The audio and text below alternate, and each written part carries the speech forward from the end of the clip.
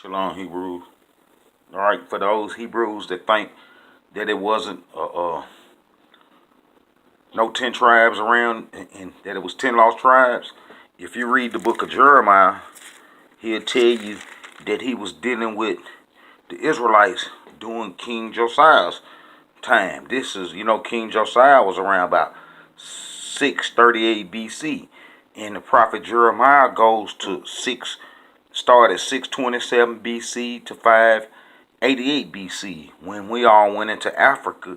And the prophet Jeremiah talk about our interactions, the Israelites' interactions with Assyria, and how Judah followed after Israel. Remember, we was on that Egyptian religion since Jeroboam times, the northern kingdom. So, Judah started following in the same footsteps, with that Egyptian religion, and start backsliding. And prophet Jeremiah from chapter 1 all the way to chapter 4 tell you that Israel was around because he was sent to them. You know what I'm saying? He was sent to them. And then he tell you how we was backsliding during King Josiah's days. I already showed you about King Josiah, 2 Chronicles chapter 30. 2 Chronicles chapter 34. Go to 2 Chronicles chapter 34. 2 Chronicles chapter 34. And you're going to see that he was dealing with Israel.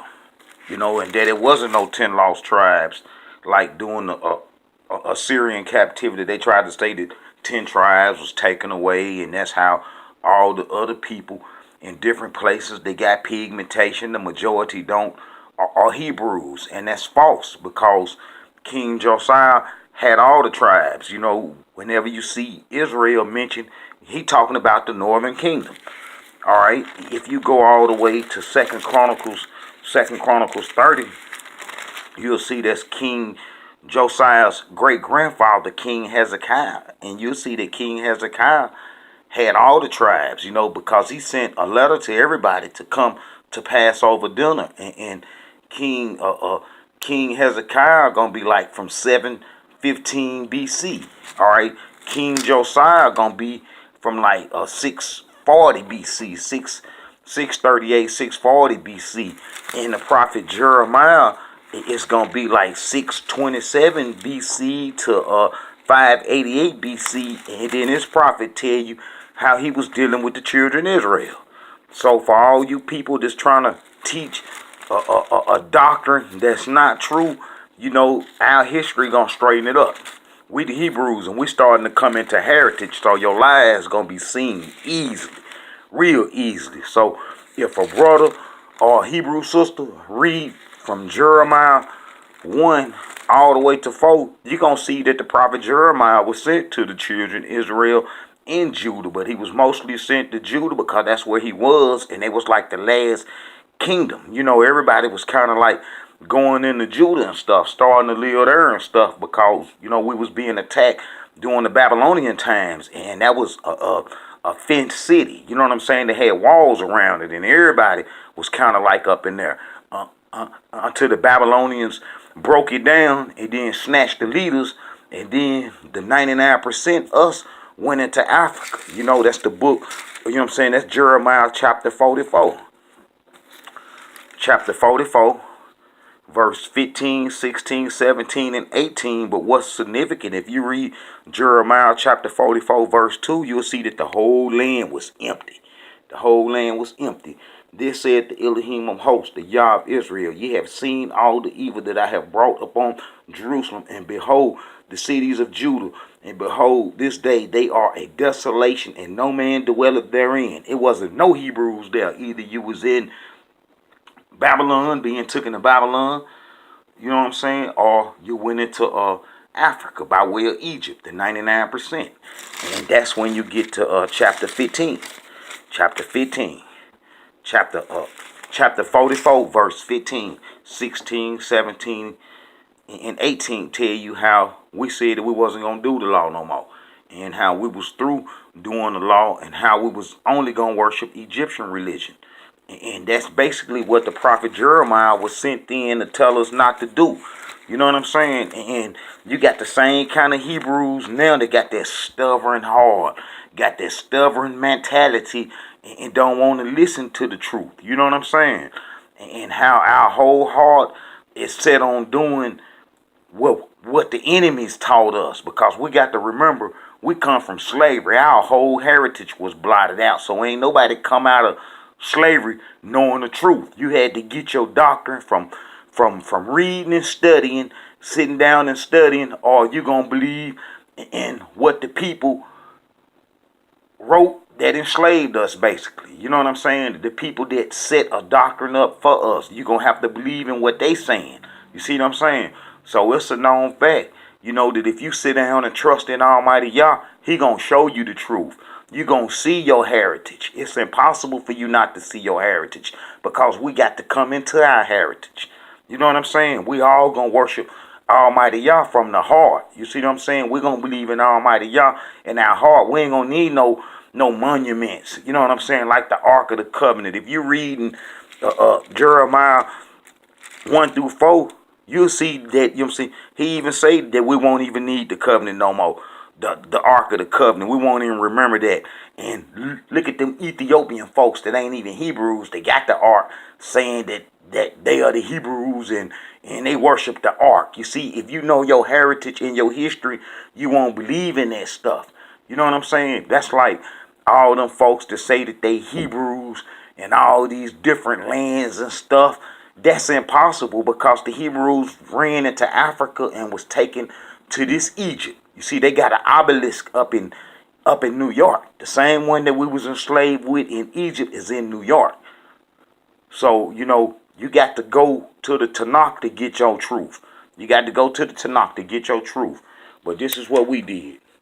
You know what I'm saying? We took off from the promised land. You know what I'm saying? We took off from the promised land. Right here. We took off from the promised land. You know, Egypt had to do trade past us. So Egypt put them false gods on us. Egypt put them false gods on us. The golden calf to throw us off so they can come across and communicate with their peoples and stuff on the other side of us in the Mesopotamia area. You know, them folks had a false religion before we was even a nation. But the Creator chose Abraham and his descendants, you see what I'm saying, to hold his truth in his covenant. And that's us. And we broke that agreement and went into Africa, and that's what caused our enslavement. Them Caucasians ain't got no power over us to do nothing to us but what Almighty Yah allowed. And it was written from the beginning in Deuteronomy.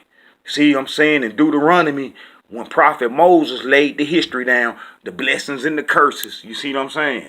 It was already said before then. So what happened after that is basically coming off what Moses said, that the Creator said that He would allow to happen. That's how we've been living the curses.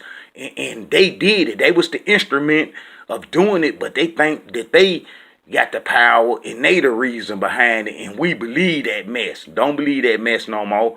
Our whole history is the Tanakh. We are the Hebrew Israelites. We're the Hebrew Israelites, the people from the transatlantic slave trade. It's that simple to understand. It was never no 10 lost tribes. And how you know that we the Hebrews,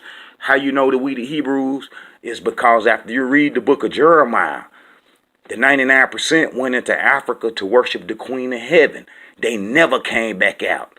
That's why you got the book of Ezra, Nehemiah, Haggai, Zechariah, and Malachi from 538 BC to 420 BC. You see what I'm saying? They covered that 1% that was taken to Babylon when we ran into Africa to worship the Egyptian religion. So you know all the curses was going to have to come to pass. You see what I'm saying? And that's how you know it's a Creator, by looking at what happened to us. You see what I'm saying? What happened to us is identical to the curses in the book of Deuteronomy. You see what I'm saying? You see, they don't want you to make that that connection. You see what I'm saying? Because then you'll see your heritage and know the truth, and you won't believe in that false stuff that they created. See, all this stuff that's going on now is because we broke the covenant. All the religions come about is because we broke the covenant. See, when we broke the covenant, then we let all them old evil demons and evil philosophies come about and flourish. See, now we coming back into heritage, and if we don't believe and worship that stuff, then that stuff die out. You see what I'm saying? Because it's about tricking us. Because we had a personal relationship with the Creator. So it's about tricking us and keeping us throwed off. You see what I'm saying? So don't go for that mess. The book of Jeremiah, like I was saying, the prophet Jeremiah was dealing with the children of Israel. He even said from King Josiah's days. You know, King Josiah had the tribes, uh, uh, the the northern kingdom. You know what I'm saying? He was the king over everybody. You see what I'm saying? And you will see that in his days, King Josiah. You know what I'm saying? And if you read Second Chronicles chapter 34, you're gonna see that the Hebrews, the tribes of Israel, still there, and that we wasn't taken away to Assyria, no 10 lost tribes. You see what I'm saying? The people who we abandoned our heritage to created the 10 lost tribes, and the people we abandoned our heritage to in 588 BC in the book of Jeremiah, their history start right here in Second Kings. Second Kings chapter 17. All praise be Almighty God. I'm going to turn right to it. Second Kings chapter 24. You see that name, Sepharvaim. That's the Hebrew word for Sephardi, Sephardic, and Sephardim. They one people. They came from Sepharvaim. They was Babylonian scribes. They wrote books, and they wrote the whole history for Babylon. So it was easy for them to construct and write a false history about us because we left our heritage to them in the book of Jeremiah. So it's easy for them to create a false history. They've been creating false history for Babylon fake gods since it was from the beginning. And that's how some people say, well, how is this Babylon? Because the same traditions that was in Babylon is here now and was established by the people that we abandoned our heritage to. They was kicked out and ran across North Africa in 70 AD and went to Spain. Those were not Hebrew Israelites. Those were Edomite, Sephardim, Sephardi Jews that ran across North Africa in 70 AD. Some of you Hebrews confused and you don't know real history and stuff. That's like that New Testament is a book that was created after the Hebrews was uprooted out the land. The exiles was destroyed. When the Persians freed the exiles from Babylon, they was on a time sheet. They had to follow the law and follow the covenant. See, if they would have followed the covenant and followed the law, us that went into Africa in the book of Jeremiah would have perished. It wouldn't have never been no transatlantic slave trade because those Hebrews from Babylon would have been the priestly nation that the Creator wanted, that he said that we gonna be. You see what I'm saying? And they would have followed him, and none of this stuff wouldn't have happened.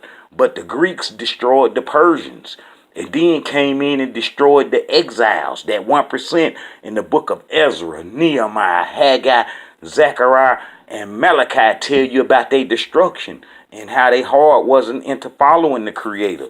So, you know, it's a lot going on, but the Israelite Brotherhood gonna expose some real history to you. Shalom to you Hebrews. This Israel been Israel for the Israelite Brotherhood. For the Israelite Brotherhood.